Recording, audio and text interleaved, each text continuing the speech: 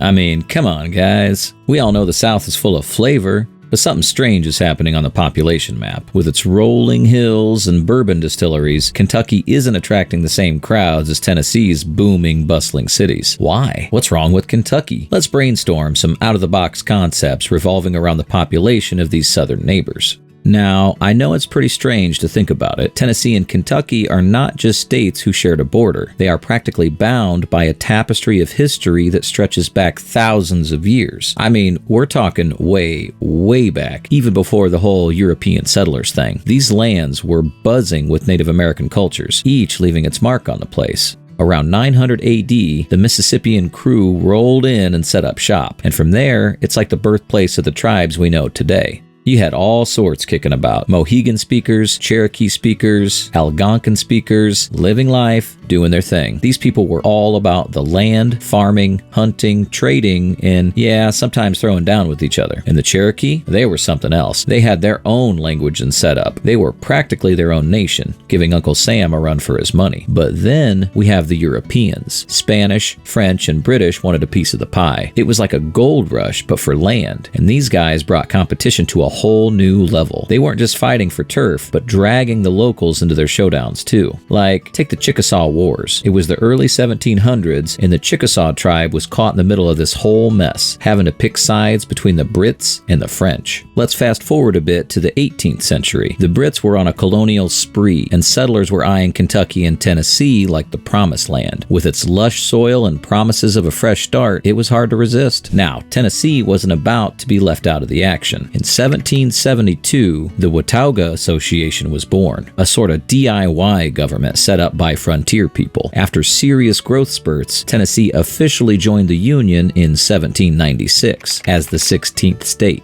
But Kentucky wasn't far behind. Originally part of Virginia, it broke away like a rebellious teenager, demanding its own independence. After some back and forth, Kentucky finally got its wish, becoming the 15th state in 1792. You might think becoming a state was all parties and fireworks, but no, there was some serious fallout. The westward expansion might have been a win for the U.S., but for the indigenous folks who'd been living there for eons, it meant displacement and hardship. So, Tennessee was buzzing with all sorts of action. The pioneers were carving out new paths, the economy was booming, and cities like Nashville and Memphis were starting to make a name for themselves. It was the place to be if you were looking for opportunities and a fresh start. Meanwhile, over in Kentucky, things were a bit quieter on the population front. It didn't quite have the same buzz as its neighbor to the south. One big reason for this was Tennessee's geography. Tennessee's got it all neatly divided into three main regions, each with its own flavor. The Appalachians, which include world-renowned parks like Great Smoky Mountains National Park, are directly in your path to the east. Just for fun, it's without a peer in terms of national park popularity nationwide. The region's steep valleys and lofty peaks have always played an important role in shaping Tennessee's culture. So you'll agree if I say that its mix of mountains, plateaus, and plains offer a little something for everyone. Tennessee had you covered, whether you were into farming, mining, or trading. Plus, its major cities were thriving hubs of activity, drawing in people from far and wide. Kentucky, on the other hand, had a bit of a different vibe. It's all about variety, too. You've got the mighty Ohio River cutting through the northern part of the state, offering up prime real estate for industry and commerce. Head east and you'll find yourself again in the rugged Appalachians with their lush forests and winding trails.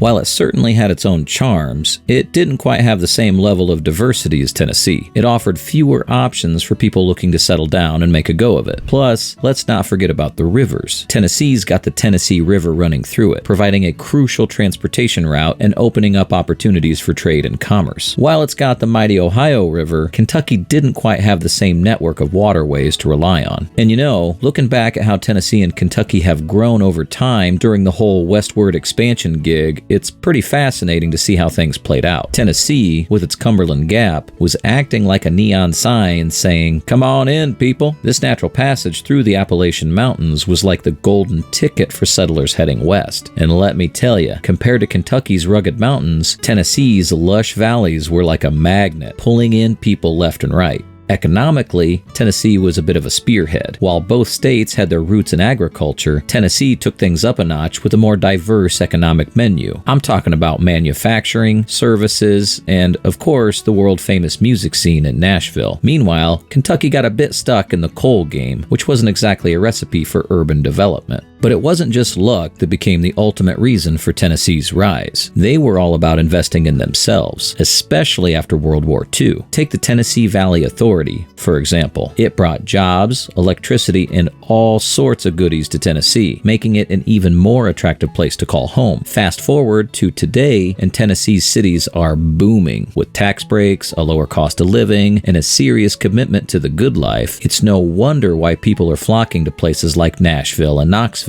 I mean, Nashville alone, with its lively music industry, booming healthcare industry, and top-notch universities, is like a magnet for anyone looking to make their mark in the world. And it's not just Nashville that's got the goods. You've got Memphis, Knoxville, and Chattanooga, all bustling with activity and offering up a high quality of life that's hard to beat. Whether you're a retiree looking to kick back, a young professional on the rise, or a family in search of a new adventure, Tennessee's got something for everyone. Now let's turn our focus to Kentucky. Sure, it's seen its fair share of growth, but it's been a bit more subdued compared to its neighbor to the south. And it's not for the lack of trying. Kentucky has been working hard to diversify its economy, with a strong focus on industries like bourbon production and tourism. But despite its efforts, it hasn't entirely kept pace with Tennessee's rapid expansion. So here we are, with Tennessee leading the charge regarding population and economic growth. Nashville has over 2 million people calling it home, with Memphis, Knoxville, and Chattanooga just behind. Meanwhile, over in Kentucky, Louisville's holding down the fort with about 1.3 million residents, followed by Lexington and Bowling Green. But Kentucky's got this weird dip in its southwest border, thanks to its shared boundary with Tennessee. It's a quirky little anomaly in an otherwise straight line, adding a bit of character to the map.